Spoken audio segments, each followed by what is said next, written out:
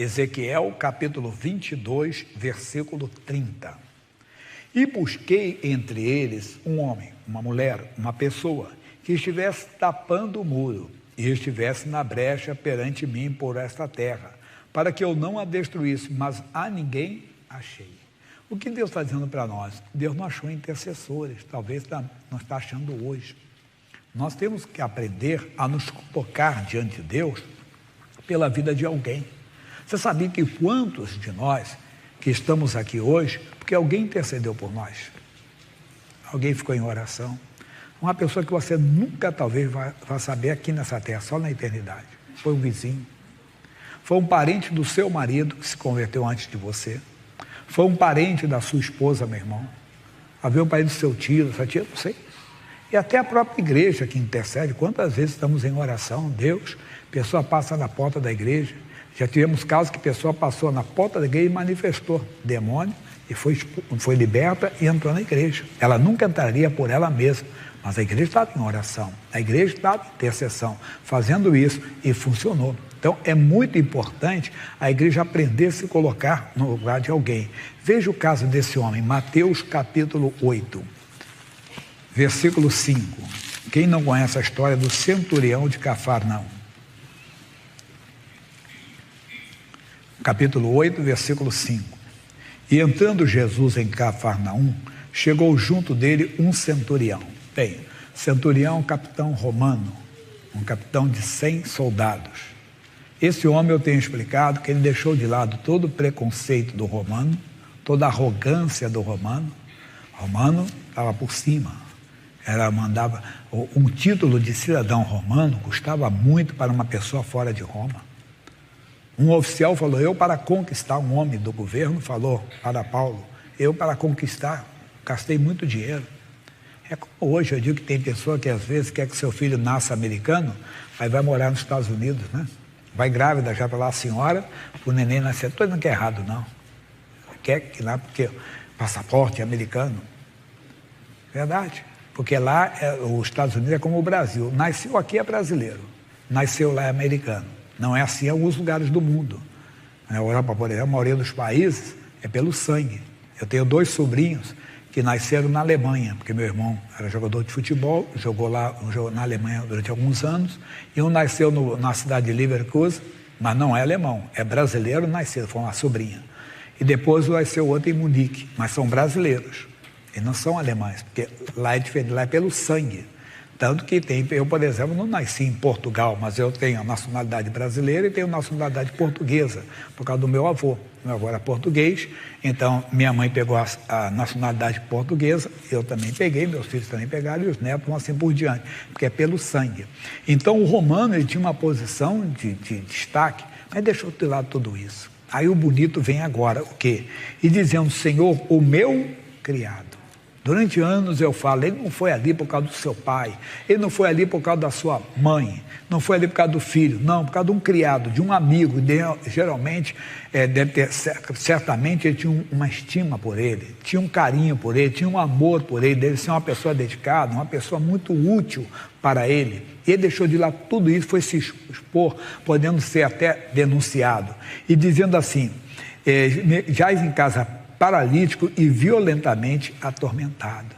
Então tem gente que nunca virá à igreja, se você não for por ele. Se você não chegar diante de Deus por ele. Quer dizer, não é só vir à igreja, se colocar diante de Deus. Deus, eu estou aqui por essa pessoa que trabalha comigo. Deus, eu estou notando que ele anda muito nervoso, anda agitado, ou anda deprimido, ou anda muito abatido. Eu tenho notado, anda muito doente. Não sei, Deus vai lhe dar inspiração. O que Deus está precisando é de pessoas que sejam sensíveis à voz dele, porque é muito importante a intercessão, é muito importante você se colocar como intercessor. Você vai ver que o intercessor é um abençoador, e o abençoador, ele é abençoado. É um caminho que Deus colocou para nos abençoar e nós não estamos entrando nesse caminho. Talvez muitos nem entraram, aprenda a entrar nesse caminho. Aqui, eu estou falando, era um criado, e nós sabemos a resposta final, ele foi curado. Aqui na frente, no capítulo 15, aí é mais profundo, o quê? Era uma mãe que foi até Jesus, foi se humilhar diante dele, 15, 21. capítulo 15, versículo 21. E partindo Jesus dali, foi para as partes de Tiro e de Sidom. E eis que uma mulher cananeia, que saíra daquelas cercanias, clamou dizendo: Senhor, filho de Davi, tem misericórdia de mim, que minha filha está miseravelmente endemoniada. Então, era uma mulher que não era de Israel, mas que conhecia Jesus, ou já tinha ouvido falar dele. Outra coisa, a importância da igreja sempre está falando de Jesus. Mesmo que na hora a pessoa não aceite, mesmo que na hora a pessoa parece que não deu atenção nenhuma, fica guardado, fica. Ela ouviu falar de Jesus, que era da descendência de Davi. Tanto que ela chega dizendo Jesus, ela está dizendo aqui, vamos repetir, ela está dizendo: Senhor, filho de Davi. Já tinha ouvido falar dele. Às vezes nós falamos de Jesus para alguém e a pessoa nem dá atenção. Você acha que não deu atenção. Desculpe repetir para você, que já ouviu, que eu falei recentemente, de uma senhora, uma atriz de teatro, lá na Cinelândia do Rio de Janeiro. Ela estava saindo, entenda bem, à noite, e já tinha saído do teatro com mais amigos, e encontrou um jovem que com um sorriso distribuía folhetos sobre a palavra de Deus. Jesus ama vocês. Ela parou e disse: rapaz, você é jovem, bonito, tem muita vida pela frente, está acabando seus dias aí, perdendo madrugada, falando de religião. Eu disse: não, senhor, eu não estou falando de religião. Eu estou falando de Jesus, o meu Senhor, o meu Salvador, que morreu na cruz por mim, que ama a senhora. O dia que a senhora precisar dele, só pode ser que ele vai lhe ajudar. E deu um folheto. E ela contando que, por educação, guardou na bolsa, mas não deu a mínima atenção para ele. E continuou a vida dela, continuou. Só que ela entrou em declínio, entenda, profissional, financeiro, consequentemente, e espiritual, emocional. Ela entrou numa depressão e um dia ela pensou em se matar. Quando ela pensou em se matar, ela foi buscar algo na bolsa. Quando ela abriu a bolsa, o que ela encontrou? O folheto. As palavras apareceram na frente dela: o dia que a senhora precisar, Jesus, o meu Senhor, o meu amado Salvador, pode lhe ajudar. Ela pediu ajuda a Jesus. Me mostra uma porta. Entrou, encontrou uma igreja aberta, entrou, se converteu, se tornou missionária. Vale. Aqui essa mulher, talvez alguém falou: você tem que ouvir falar, já ouviu falar de Jesus, que é da descendente de Davi, lá de Israel? Que milagres estão acontecendo, pessoas estão sendo mudadas, transformadas. Talvez nem ligou. Claro, naquela época não tinha folheto, mas ficou ali, o Espírito Santo trabalhando com ela. Agora era a filha dela, atormentada: amanhã eu não quero saber de nada. A filha completamente... Olha o que ela disse para Jesus, versículo 23. Tem misericórdia de mim, filho de Davi, que minha filha está miseravelmente endemoniada. Ela percebeu que era uma possessão demoníaca, era uma ação do diabo, estava lá diante de Jesus. Mas ele não lhe respondeu palavra. Não desiste. Não desiste. O justo viverá da fé. Quer dizer, ele não pode recuar. Se ele recuar, a minha alma não tem prazer nele. Não recue. Mas eu não estou indo, não está funcionando. Continue firme. Deus, eu não vou desistir. Porque a fé é uma certeza, é uma convicção. E essa mulher tinha essa certeza, que Jesus mudaria a história da filha dela. Ela estava ali como uma intercessora. Você tem que se colocar. Tem que ser valente pelo seu filho, pela sua filha, que talvez está no álcool, nas drogas, ou não está nem no álcool, nas drogas. Pelo contrário, até um ótimo rapaz, uma boa moça, mas você sabe que ele não consegue crer. Ele é realmente, duro para o evangelho, coração fechado. Tem que insistir. Porque acontecerá o arrebatamento da igreja. Acontecerá o dia que todos nós deixemos este mundo. Uma hora dessa a pessoa vai embora e depois da morte vem o juízo. Nós temos que amar as pessoas, temos que lutar pelos nossos. Paulo diz: quem não cuida dos seus negou a fé, tem que ser valente, se colocar. Ela não desistiu, Jesus não deu atenção para ela, parece que não dá. Todas as coisas cooperam para o bem daqueles que amam a Deus. Às vezes somos provados. Quando? Quando parece que não temos resposta. Mas Deus não é mau. Deus sabe trabalhar com o nosso coração. Deus conhece a nossa estrutura melhor do que qualquer outro. E os seus discípulos, chegando ao pé dele, rogaram-lhe dizendo: despede-a, que vem gritando atrás de nós. E ele respondendo disse: eu não fui enviado, senão as ovelhas perdidas da casa de Israel. Então chegou a ela e adorou, dizendo: Senhor, socorre-me. Ele, porém, respondendo disse: não é bom pegar o pão dos filhos e deitá-lo aos cachorrinhos. Não vou entrar no mérito agora. Por que Jesus falou isso? Chamando ela como se filha de cachorro, então cachorrinho. Não é, porque eram, vamos dizer assim, Podemos pegar aqui uma interpretação histórica, porque era comum usar esse termo lá entre eles, porque Israel tinha um Deus e era debochado, né? Era escarnecido pelos outros que tinham muitos deuses. Um era monoteísta, Israel, os outros eram politeístas. Mas aí então já o chamava aqueles que se relacionavam com os deuses, com os demônios, de cachorro. Mas não vamos entrar nesse mérito, não vai acrescentar nada para nós agora. E ela disse: sim, Senhor, mas também os cachorrinhos comem das migalhas que caem da mesa dos seus senhores. Então respondeu Jesus e disse-lhe: ó mulher, grande é a tua fé. Ela não ouviu resposta, continuou. Depois recebeu uma palavra dura. Às vezes recebemos de Deus uma palavra dura, como isso nós citou num dos cultos. É como um remédio, né? Ele disse que a mãe foi tomar um remédio e a mãe fez assim, ó. A mãe, que remédio é que você está tomando? É para o fígado, meu filho, é muito amargo. Me dá um pouquinho, botou só um pouquinho. Ele disse: vou cuspir, não aguentava. Às vezes o remédio é amargo, mas o doutor sabe o que está fazendo. O doutor deu o remédio para a cura da pessoa. Às vezes o remédio é amargo, a palavra é dura, é necessário.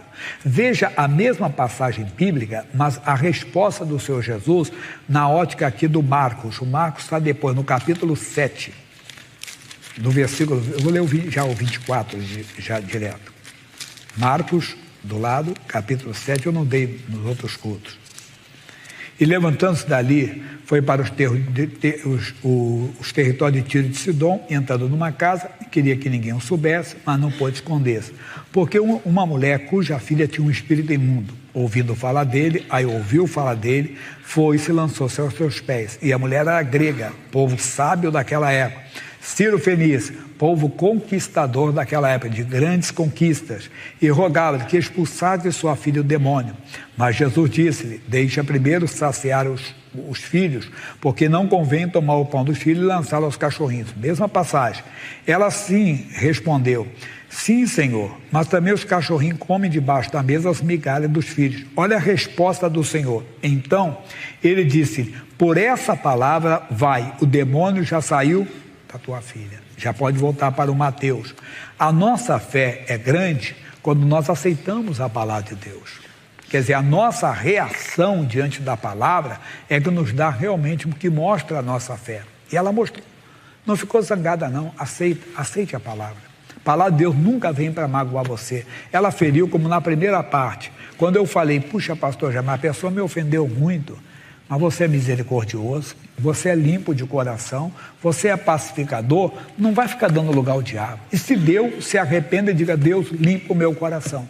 Quer dizer, a pessoa me ofendeu, pastor Jaime, e eu que fiquei sujo. Você caiu na cilada da ofensa. Você caiu na armadilha da ofensa. E talvez, quando eu estou pregando, você fica chateado. Não, a mulher não ficou chateada. Tá bom, Senhor, tudo bem.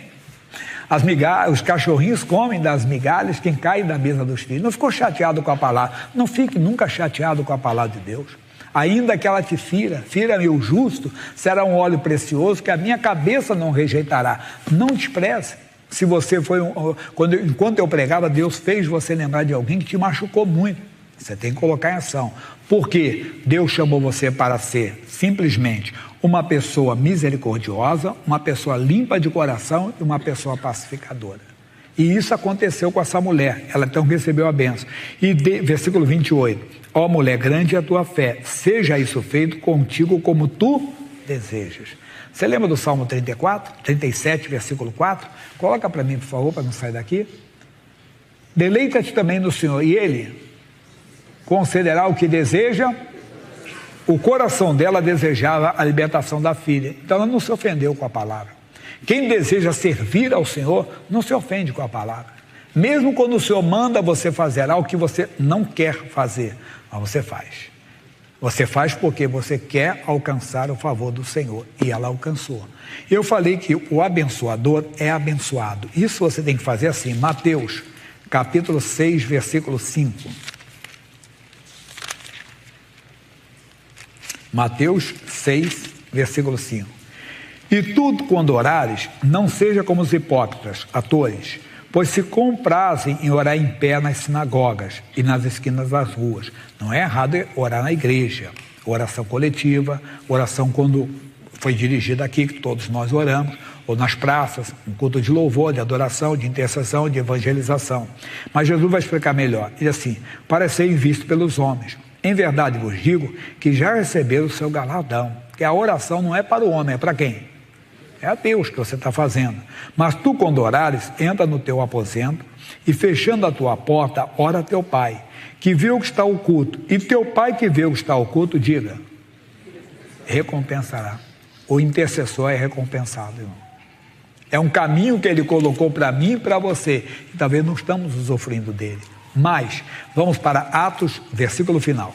Capítulo 20, versículo 35. Esse barulho é bonitinho, né? Esse é legal. Esse é o choro da vida, né? Ele está dizendo assim: quero comer, mamãe. E hoje eu tenho escutado bastante esse barulhinho, né? Barulhinho santo. 20:35. Tenho-vos mostrado isso em tudo, que, trabalhando assim, é necessário auxiliar os enfermos. É necessário, irmão. Aquela pessoa te ofendeu porque ela estava enferma na fé. Mas é o irmão da igreja, é o pastor da igreja que me ofendeu, o pastor Jaime. Ele está enfermo na fé. Seja o que? Misericordioso, limpo de coração e pacificador. Não caia nas armadilhas da ofensa. Como tem gente que cai na armadilha, entenda bem, da moça bonita, do rapaz bonito, que acaba entrando numa paixão burra idiota, não é verdade? Ou outro, a ambição da riqueza, acaba a pessoa fazendo o que não deveria de fazer. Mas tem gente que cai na armadilha da ofensa. Não caia na armadilha da ofensa. Aquela pessoa assim: é necessário auxiliar os enfermos e recordar as palavras do Senhor Jesus, que diz, recompensa, mais bem-aventurada coisa é dar do que receber. Marido, é melhor dar do que receber. Esposa, é melhor dar do que receber. Pai, é melhor dar do que receber. Mas nós, a isso eu expliquei esses dias que eu li uma reportagem, que quando você dá algo para alguém, mas dá de coração mesmo, necessitado, aquilo faz mais bem para você do que para a pessoa que recebeu a sua ajuda. Quem já experimentou, quem experimenta sabe isso. Você fazer o bem para alguém, para uma pessoa com fome mesmo, e você vê que a pessoa estava realmente com fome. Quando você vê aquela pessoa comendo e ela olha os seus olhinhos brilhando e tudo, aquilo faz melhor para você. Claro, você não vai tirar foto, né? Não, é o Senhor que vê em secreto e está te recompensando. Mas a mesma coisa é a oração. A oração, quando você está ali, Deus, ela está enferma na fé, por isso ela te ofendeu. Deus me ofendeu, me machucou, mas o Senhor tem misericórdia. É o filho que está te ofendendo. Você sabe que ele está endemoniado, está perturbado. Não adianta, ele nunca vai ser seu ex-filho. Ele nunca vai ser seu ex-pai, sua ex-mãe. Pague o preço. Vá para o seu quarto, ore. Hoje é dia de decisão. Qual a decisão? Eu vou ser misericordioso, eu vou ser limpo de coração, eu vou ser pacificador. Amém?